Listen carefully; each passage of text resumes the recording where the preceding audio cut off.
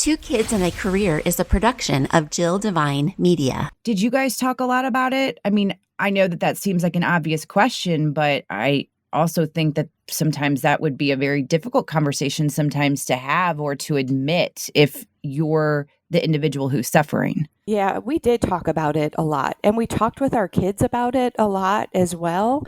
Within this household, it was safe to talk about, and I wanted the kids to understand it. I wanted them to understand his behavior and why he might be acting the way he did, because with bipolar disorder, you could be really just on top of the world one day and happy and go, go, go. And then, within a matter of hours or a day, you could be in bed and not wanting to get out of bed. And so it was important for Corey to talk to the kids about it and for us to be honest with them so that they could ask questions if they wanted to. I feel very fortunate that Corey was very open with me. I feel like I had a very good understanding of how he was feeling, some of the thoughts that were in his head. I mean, he struggled with some of the mistakes that he had made in his life and, the hurt that his mental illness and addiction sometimes caused our family. Two Kids and a Career is brought to you by Blondin Real Estate. They're a family-owned boutique-style brokerage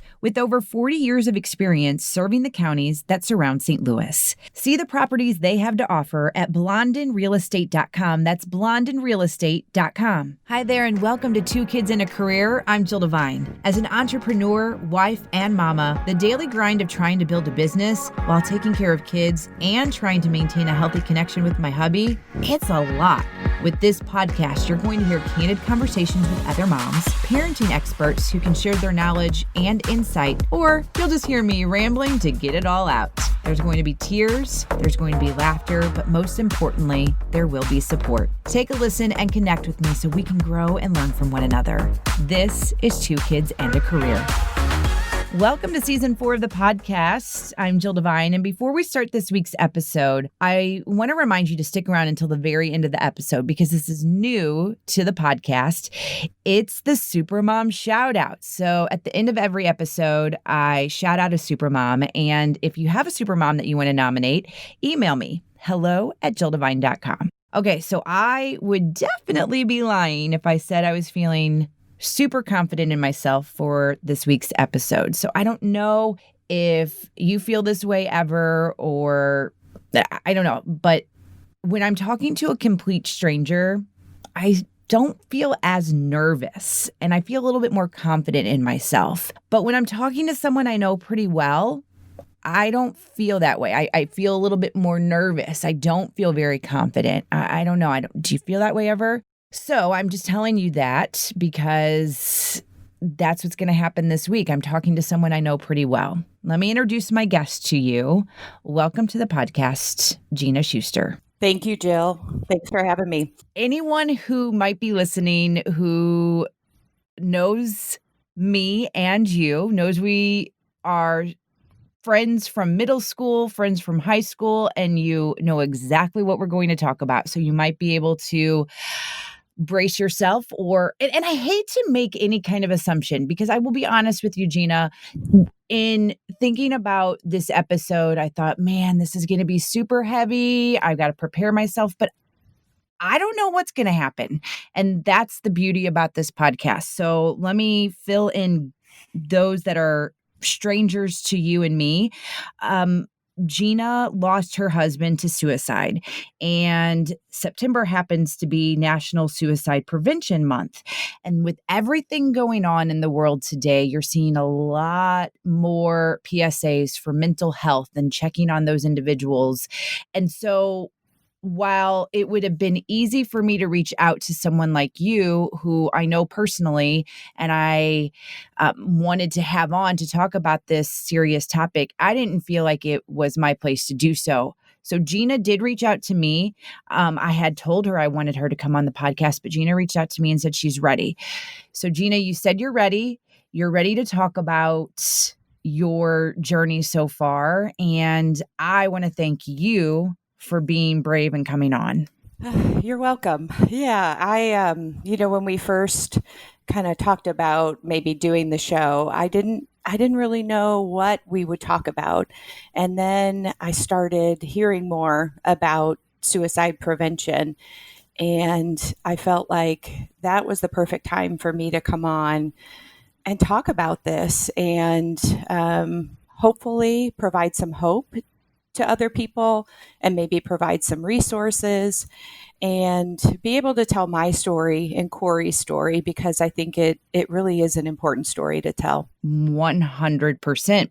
Because again, something that has been talked about on this podcast so many times is, you don't know what is going on with people. And you don't know based on, and this is the world of social media, you could just think someone is so super happy and there's no struggles or things are okay. And until we're honest and have these tough conversations, we're not going to know. And so I want to maybe back up a little bit as to maybe my perspective, because maybe that'll help lead into things. First of all, let's talk about your kiddos because you and Corey, high school, I won't want to say high school sweethearts, because when did you guys start dating? Was it after high school? We started dating at the end of senior year. Okay. All right. Yeah. So, Really all right. cut off. Okay. High school sweethearts, barely. Tell me about your kids real fast and their ages. Okay. So we have our oldest son, Evan, is 13 years old. Our daughter, Tessa, is 11. And then our youngest son, Mason, is 8 years old. And I don't want you to get mad at me. You probably already know this, but man, Corey's genes definitely. Oh, yeah. Those are definitely Corey's kids for sure. Sorry, Without a Gina. doubt. Nope, I know. If I hadn't have birthed them myself, I would question it if I had anything to do with it.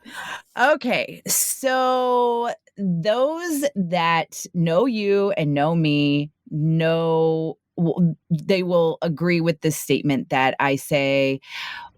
Gina is a strong-ass woman. Gina, from middle school and high school, when we knew each other really well, Gina was in charge. Gina was a leader.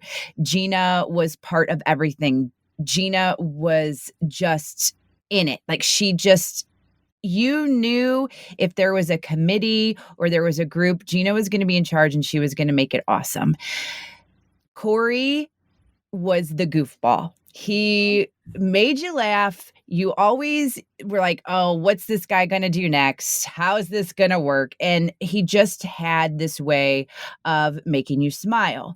So when you two got together, it was hilarious, I think, to some, because there was like this well-kept woman, well, in high school, what can you, young woman, and then this goofball. And then it just was just kind of awesome to see, because Corey's group of friends, they are a close group of guys. They are still to this day. They are a core group.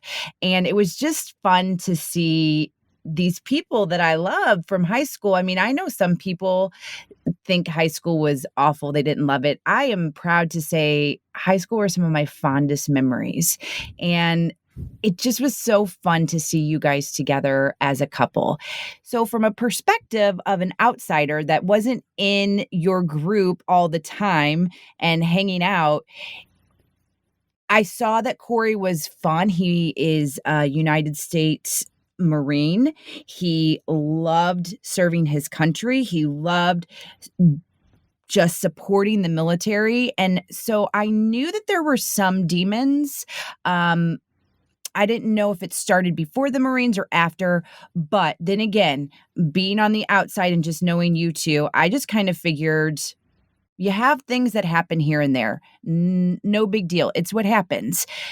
I didn't honestly know, and it's not anybody's business really, Gina, to know the inner workings of what is happening with you guys, but I don't know if I want to fast forward and say, was there something that you wish you would have put out there, or him, or I don't know. Where do you want to begin with this story? With Corey, he did always try to make people happy and make people smile and make people laugh. And I think part of that was just genuine love for people and wanting to help people. And I think part of that was trying to mask some of the things that were going on internally for him. Um, and some of those things he shared with people that were close to him. And, for some, he kind of kept that tucked in close and didn't want to talk about that. He did struggle with addiction. So that started before the Marine Corps. And that continued off and on after the Marine Corps. And then in 2011, I believe it was, he was diagnosed with bipolar disorder. And so that was something that he struggled with on and off over the years, and, actively did try to get treatment for that and took medication and saw a psychiatrist. And so that was just part of his struggle. And but he didn't always share that with other people. He, I think, knew who he was safe to talk about that with, and those were the people that he chose to talk about it with. And I have found since he died that it was other people who were struggling with similar issues. That's who he disclosed that to, and that's who he talked to, I think, because it was so important for him to make connections with people and to help people feel okay. So that's who he trusted to have some of those conversations with. Did you guys talk a lot about it? I mean, I know that seems like an obvious question, but I also think that sometimes that would be a very difficult conversation sometimes to have or to admit if you're the individual who's suffering. Yeah, we did talk about it a lot, and we talked with our kids about it a lot as well. Within this household, it was safe to talk about, and I wanted the kids to understand it. I wanted them to understand his behavior and why he might be acting the way he did, because with bipolar disorder, you could be really just on top of the world one day and happy and go, go, go. And then, within a matter of hours or a day, you could be in bed and not wanting to get out of bed. And so it was important for Corey to talk to the kids about it and for us to be honest with them so that they could ask questions if they wanted to. And I feel very fortunate that Corey was very open with me. I feel like I had a very good understanding of how he was feeling, some of the thoughts that were in his head. I mean, he struggled with some of the mistakes that he had made in his life, and the hurt that his mental illness and addiction sometimes caused our family. So we did talk about it quite a bit. I think sometimes, and I'm working on this too, that sometimes we think our kids can't handle it and we have to talk to them about these things. The more open and honest we are, the more they can start to understand.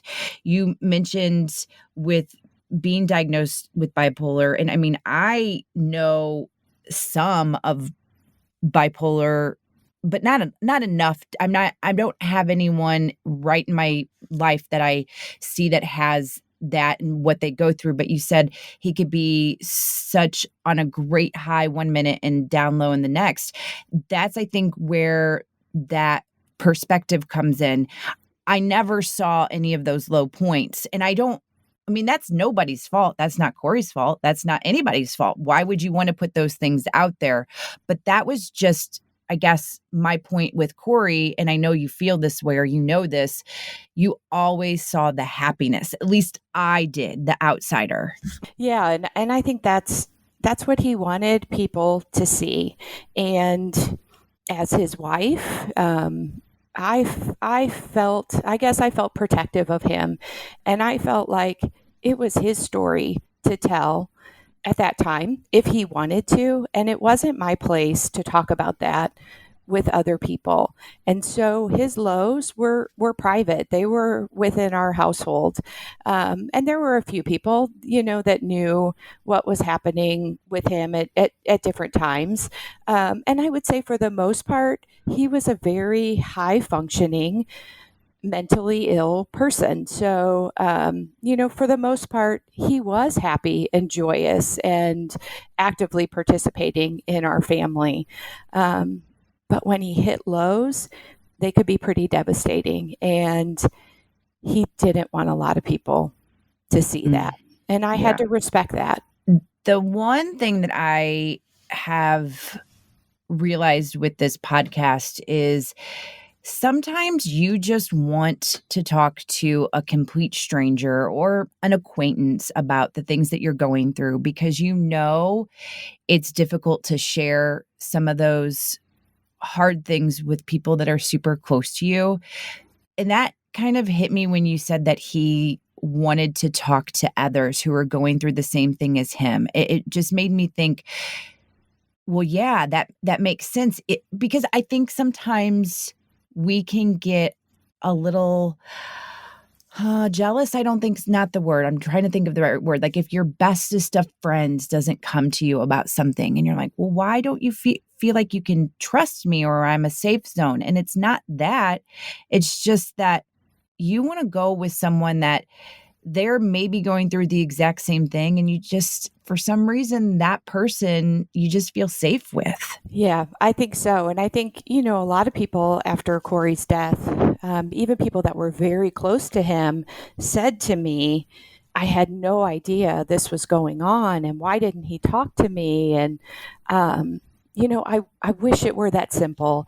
I wished that Corey could have had, kind of broaden his support network and talk to more people about it. But that wasn't the way he wanted to do it. And again, he was his own person. I did as much as I could to help and support him. But he had to figure out his own path. And that was the way that he chose to handle it. So I don't think it was anything personal or hurtful against his friends or his family or people that loved him. It just, he chose who he felt comfortable talking about it. And oftentimes it wasn't the person that he was closest to. I'm so glad you mentioned that. Let's go ahead and fast forward. It's been less than a year since your husband took his life. Do you want to talk about what happened right before then, or Sure. where? Okay. Yeah, I'm okay talking about that. Okay. So it was the end of October. Actually, starting in the middle of October, Corey started struggling with anxiety, and he never really had anxiety before. It was more, the issues with bipolar and the ups and downs with that. But he started struggling with anxiety. And I could tell something was wrong. And at first, he didn't talk to me about it. But I pushed a little because I knew something wasn't right and we needed to figure out something. I also tried to be really active in his treatment and talking with his doctors and knowing about his medications. And so he finally admitted that he was feeling really anxious. And so we tried getting him into his psychiatrist, and they weren't able to get him in until December. And this was, mid-October. So they prescribed a medication for him for anxiety, and it didn't really seem to help. And those last couple of weeks, I just saw things kind of starting to spiral. But I didn't really know what to do. He was hesitant to go to the hospital. He had been hospitalized before in a mental health hospital. And I remember going to see him and thinking, this isn't right. This isn't the treatment that he needs. And even the doctor said, we need to get him out of here as soon as possible. And so, we didn't want to do that, but I could just see that he was getting worse. And so those last couple of days of his life, he started drinking, and that was not a good thing for him. He had struggled with sobriety off and on and had long periods of sobriety, but he started drinking, and he drank in front of our children, which he hadn't done. And he left our house after he had been drinking, and the kids knew that. And so that was a really bad day, and we were really worried about him. And honestly, I thought I was going to lose him that day. He made it safely to a friend's house, and he stayed there. But the next day or two after that, he really was just very depressed. And I thought, I'm going to try something that has worked before. And I thought tough love was going to be the right answer, that I needed to tell him that, he couldn't do that to our kids and to me. And it was time to get professional help. And he agreed with me, and we had a conversation, and he decided, this was on a Friday, he decided he was going to go stay at my parents' house. They were out of town for the weekend, take some time to think and figure out what his next steps were going to be. I said goodbye to him. I hugged him. I told him I loved him. And I told him, we will figure this out. It'll be okay. And that was the last time I saw him. And he went to my parents' house, and I communicated with him throughout the night. And he was talking to several friends that night and reaching out to people. And then his phone died, and he didn't have a charger with him. And I think he lost his lifeline. And I'm not sure exactly when, but sometime that Friday night or early in the hours of Saturday morning, he took his life.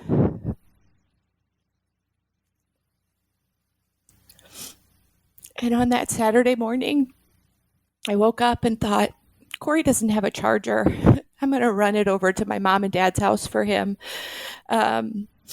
And then I found a letter that he had written to our children. And it wasn't a suicide note. It was talking about, how badly he felt that his mental illness and his addiction had, how it had hurt the kids and how it was hard to explain, but that he was wanting to get help and trying to get better, and how much he loved them, and that he was hopefully only going to be away for a little while, and he wanted the kids to be good to me. And so when I found that letter, I kind of got this feeling of panic, and I went to my parents' house, and that's when I found him. So obviously I knew that you found him. Are you glad it was you who found him? Yes, I am. Don't get me wrong. It was the most difficult thing I have ever seen in my life. Person that I loved most in this world, to know that they took their own life, that they felt so low, so unloved, that they could do that. That was the most painful thing I've ever experienced. But I also felt like, as his wife, it should have been me, and that we carried each other through so many difficult things in our lives, and that it was my responsibility to carry him through that last act and see him through that. When I was told that you found him, I've struggled with that for you with, I just have always thought, how does she go to bed every night? That has to be a nightmare that she wakes up to every night. So I've tried to do a lot of work, and there is a treatment through counseling and a treatment that I've gone through to try to help my brain process what I saw and to work through that trauma. And it's called EMDR. And I think a lot of survivors of suicide loss that found their loved one or actually witnessed the act itself have utilized that treatment, and it has helped tremendously. I know that image will never go away. But I work hard every day to try to remember Corey's smile and the way that he lived, to try to balance that, because that's not the way he would want me to remember him. That's not the way I want to remember him. No. But yeah, that part is hard and traumatic. And but I'm not angry. I'm not angry at him. I'm not angry that I found him. There's enough that I have to deal with. And if I had anger, I don't think I could deal with it, as well as I have, or be there for my children, if I was constantly feeling angry. I think, too, what you said before this was that it was a beautiful thing to say that you were the one that needed to find him because you guys were in this together. And I think, and this is me assuming, and we know what happens when you assume, but I think that you would have probably been really super mad if somebody else would have, just because I know that was a partnership for you two. Absolutely. I would have. It would have bothered me if it had been someone else.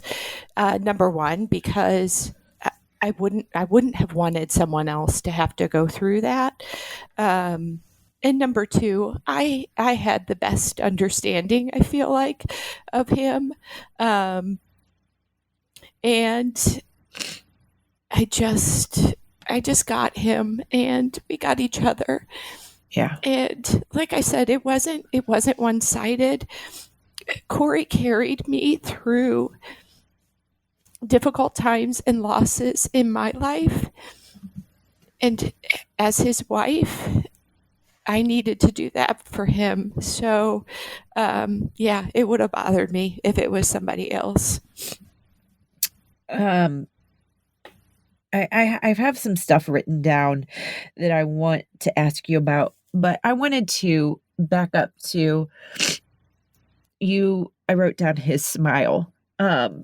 His smile is what so many of us remember. And I'm sure you were told this, but when I was at the wake, I mean, he had a smile on his face, and I have never seen that before. And for some reason, it brought me peace, and I'm just his friend. And it also made me, in a weird way, think that he was just looking at all of us going, okay, this is it. This is me. I'm smiling. We're good. We're good. Yeah. Yeah, I felt like he kind of had that mischievous little smile, and I kept thinking he's going to jump up and be like, "Oh my God, yes."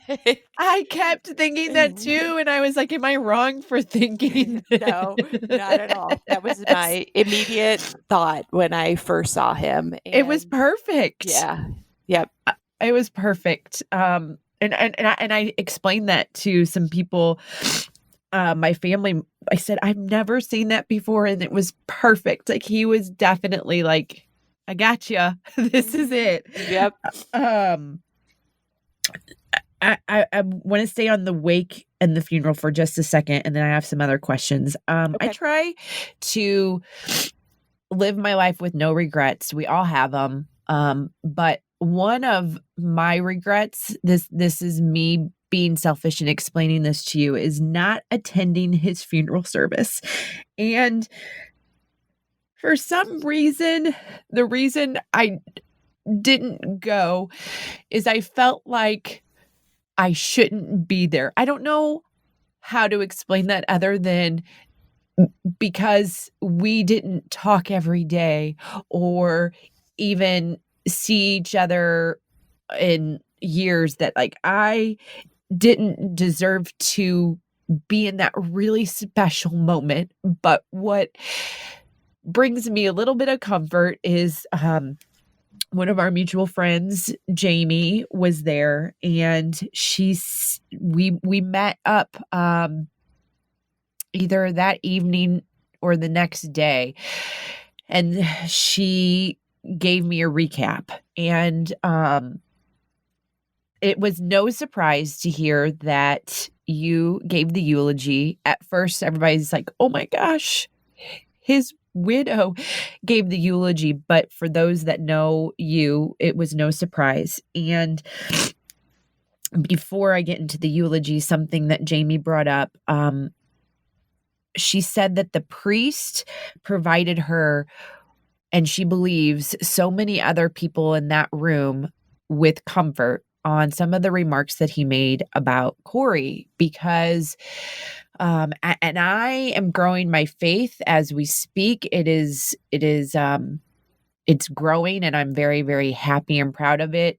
But I don't know all of the inner workings of some of the so-called rules, but I do know that there is this, you could probably explain it better to me, about if someone takes their own life, that maybe they wouldn't go to heaven.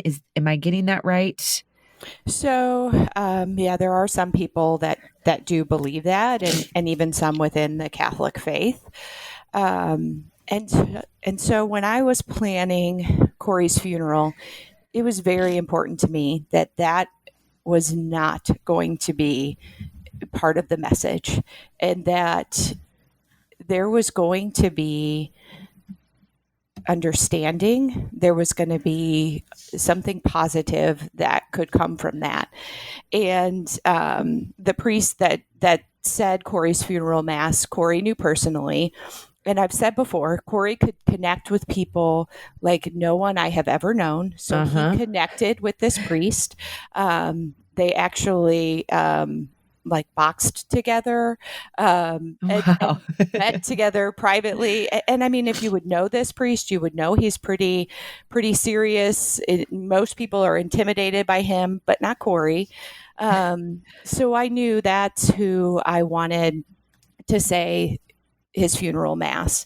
And I met with him beforehand, and we talked a lot about the type of person Corey was, and the message that I conveyed. And I knew after talking with him that we were on the same page, and he agreed that mental illness is like any other illness, and it wasn't Corey's fault that he had a mental illness, or that it was like any other illness, and it should be treated that way. And so he got that, and that was the message that he conveyed. And it was great because he knew Corey personally, so he could speak to the person that he was, and he could also talk about his death and his afterlife, and that gave peace, I think, to me and most of the people that were there.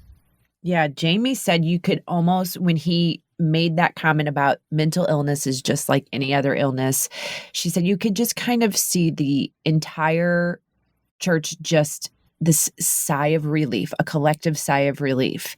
And she said it brought her comfort. And then, she talked about you and how you really talked about not being angry, and people should not be angry at all. And so that was kind of the next thing that I had wrote down, is that I've heard from other people that they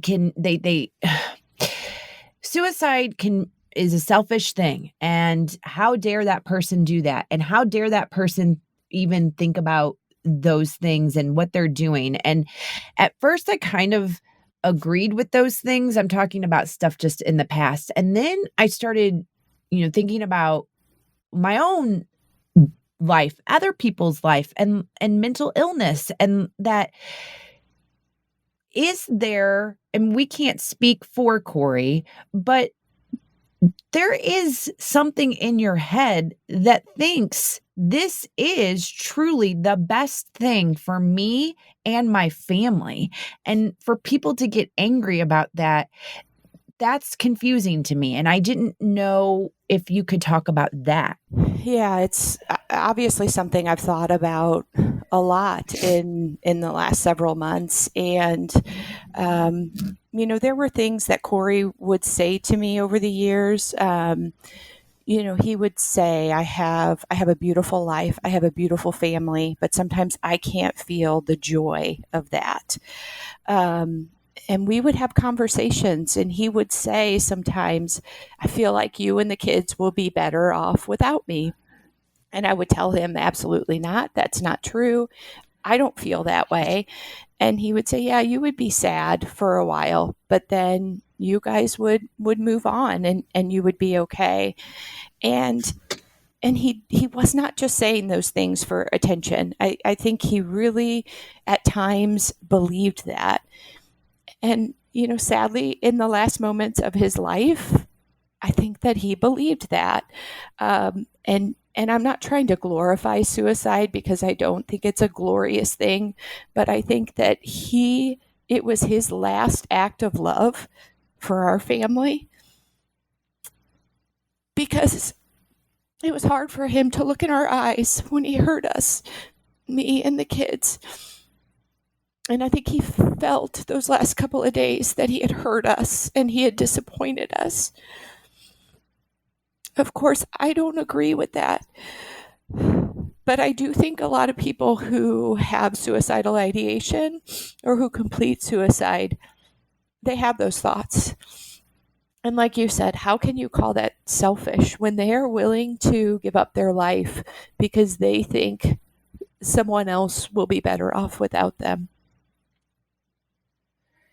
That is something that I have been very interested in, because I don't want people to be angry. I understand, but we don't know what is going on in their mind. And yes, would I be willing to talk to someone that could say, here is why I'm angry and this is why this isn't right? Yes, I would definitely listen to that point.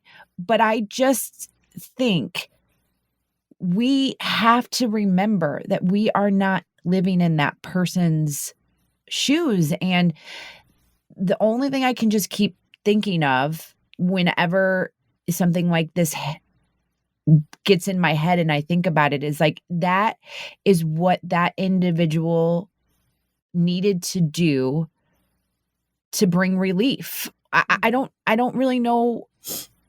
I just, when it's other people throwing stones and casting judgment, it bothers me, because you weren't living in their shoes. You don't know what was going on in their head. Right.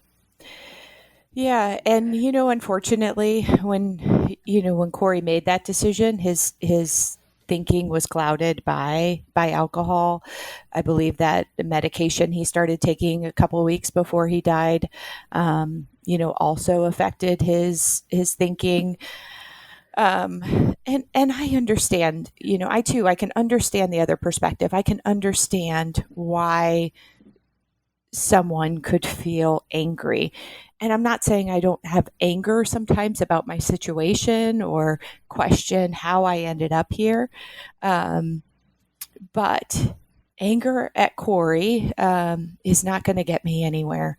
And I loved him and I forgive him. And that I think will help me move forward. But I get it. I can understand why survivors are angry, because it's hard. You have all of these feelings and questions, and it's hard to deal with that. And sometimes you want to be angry at someone or something, and you need a release. And so I get it that some people are angry, and it's a process, I think, for some to try to work through that. And I would never judge anyone who is a survivor of suicide loss who feels anger. And their situation might be different than mine. The person they lost may not have been good to them, and life with that person may have been a living hell. And so, yeah, maybe they have a little bit more justification to be angry. But for me, that wasn't my circumstance. And for me personally, I knew anger would not propel me forward. And that's what I'm trying to do. So let's talk about now resources and where you and your family are, because someone's listening right now and saying, I need help, or I know someone who needs help. I do know one of the numbers that everybody gives out is the National Suicide Prevention Lifeline, and that is 1-800-273-TALK, which is 8255. I'm going to have that in the show notes at jilldevine.com, but I also didn't know if you wanted to talk about some of the resources that you're using for you and obviously the kids. Yeah, there's also a crisis text line. So, some people may feel more comfortable texting rather than talking. So the crisis text line, you text TALK to 741-741, and you can get in contact with someone via text if you're more comfortable communicating that way.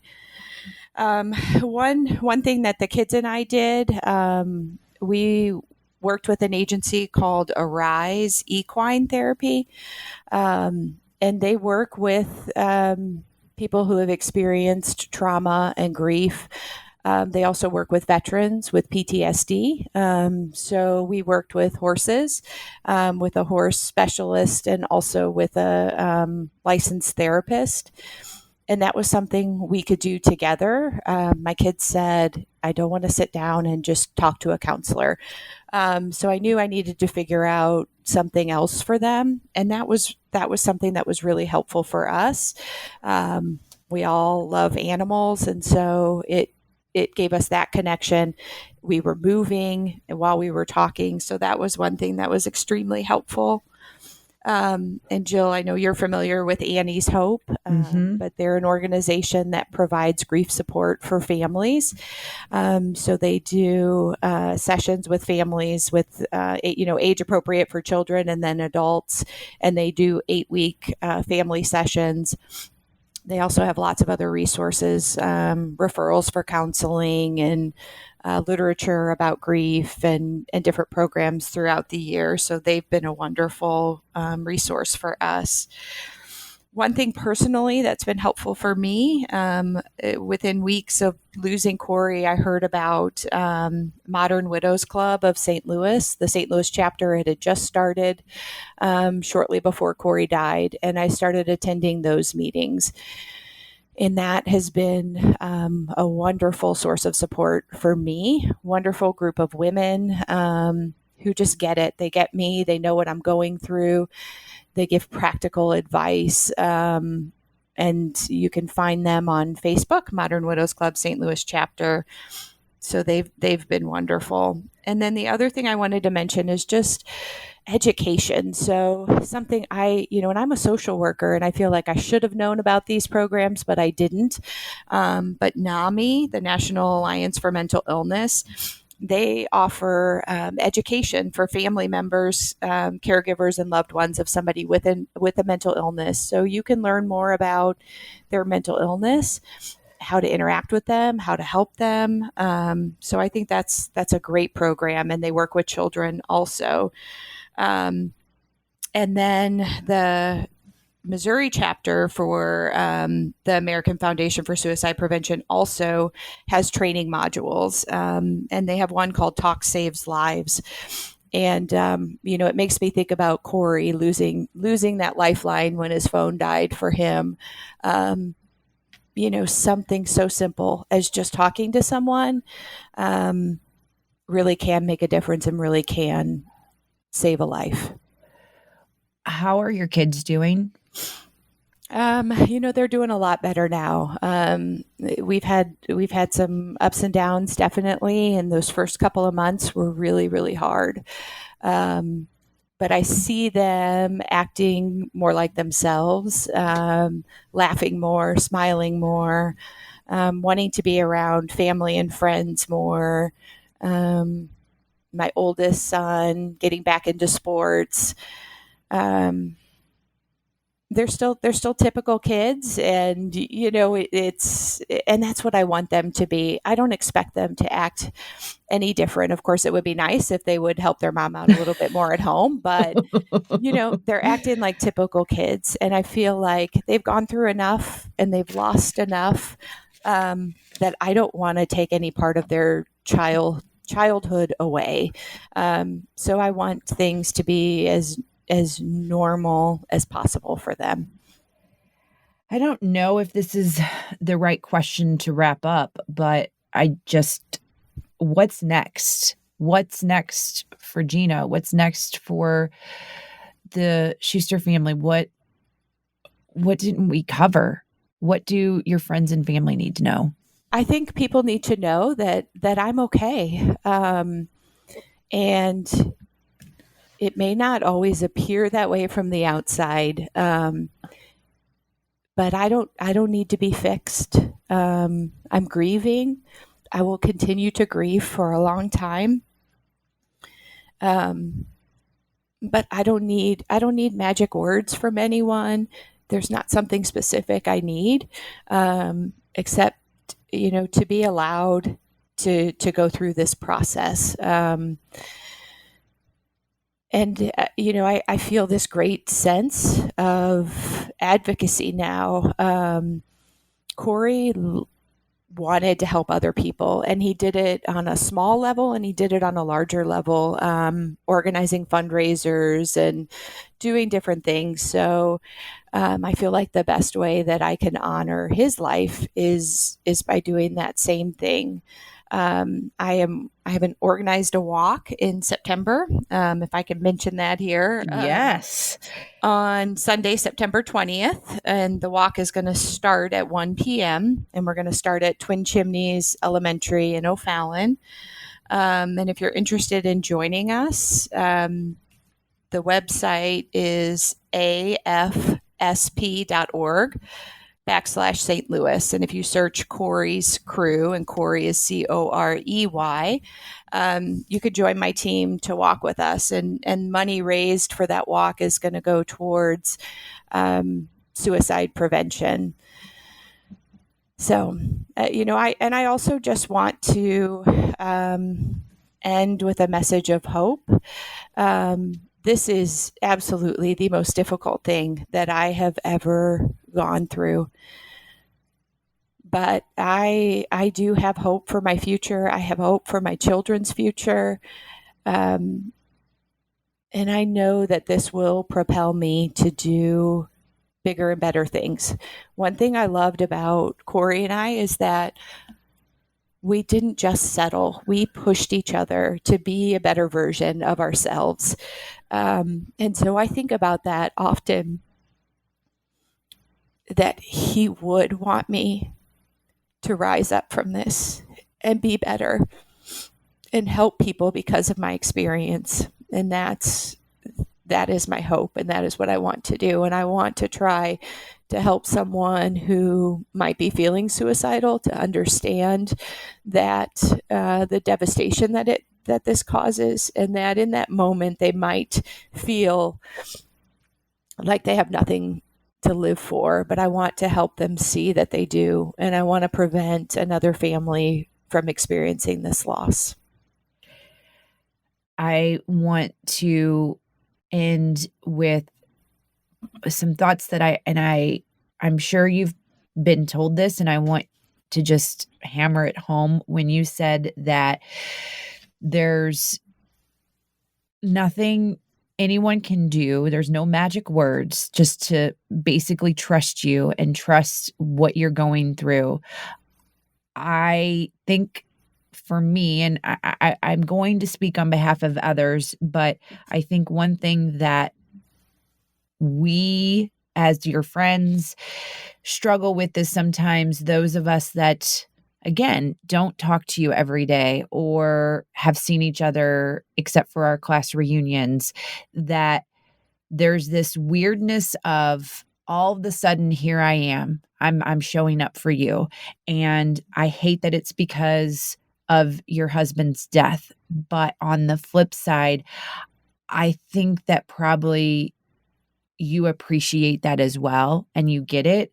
And so while I know I haven't been in your life on a daily basis like that until recently, I just want you to know that I am always thinking of you guys. And whenever you pop into my head, will send a simple message or send a caring thought, and that's it. It's just that. And there's no agenda. There's just people that are praying for you guys and thinking of you all the time.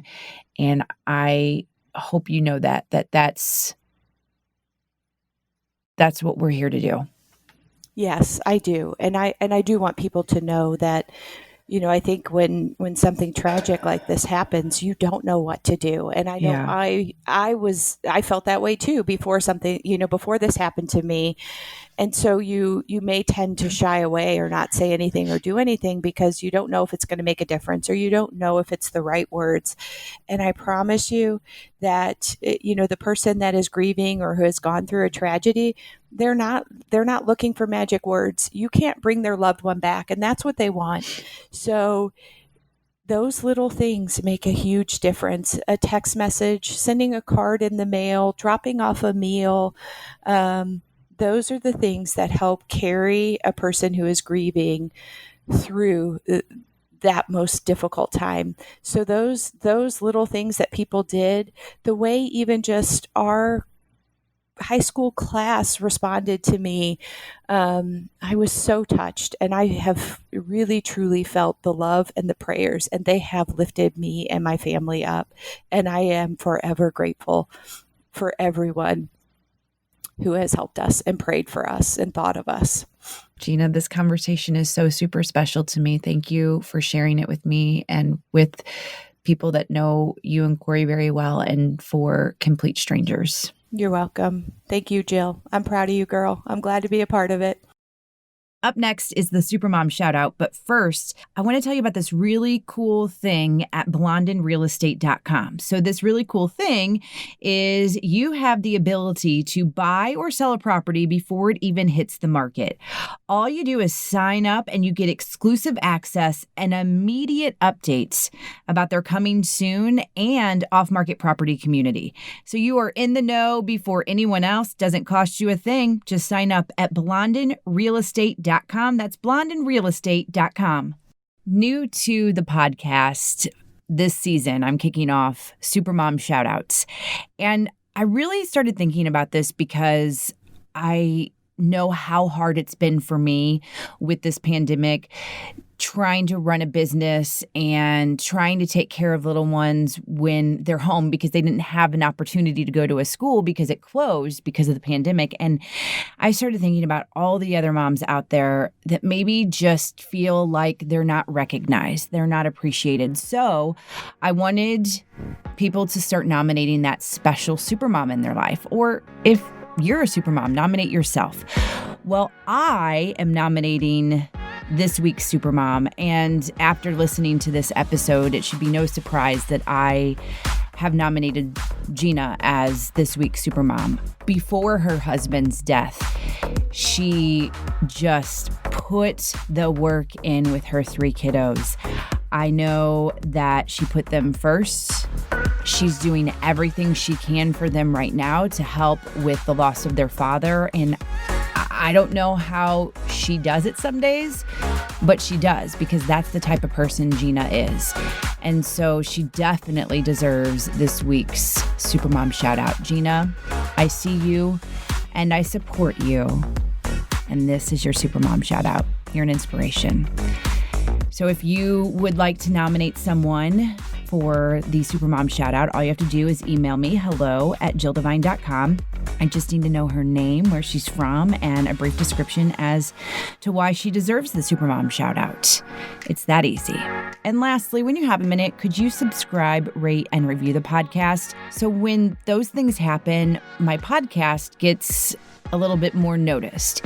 And when we are having very, very tough conversations like the one that we had this week with suicide, it is so important to get that information out there. So I appreciate it in advance. And thank you so much for tuning in to Two Kids and a Career and all the support that you are giving it. Thank you.